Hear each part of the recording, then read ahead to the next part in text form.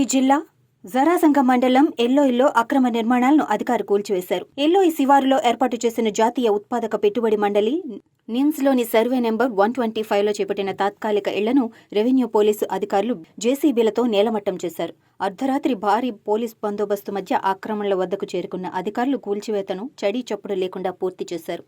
సొంత గ్రామ శివారులో నిర్మించుకున్న తాత్కాలిక నిర్మాణాలు, పక్కా ఇళ్ల కూల్చివేతపై గ్రామస్తులు మండిపడుతున్నారు. భూసేకరణ పూర్తి చేసిన నిమ్స్లో ఆక్రమణలకు పాల్పడితే చర్యలు తప్పవని అధికారులు హెచ్చరిక బోర్డులు ఏర్పాటు చేశారు. 30 ఏళ్ల క్రితం కేటాయించిన స్థలాల్లో ఇళ్లు నిర్మించుకుంటే కూల్చివేశారని అధికారులపై గ్రామస్తులు ఆరోపణలు గుప్పిస్తున్నారు. ఆక్రమణల కూల్చివేత సందర్భంగా అధికారులు గ్రామంలోని నిమ్స్ ప్రాంతంలో పోలీసులు నిఘా కొనసాగిస్తున్నారు.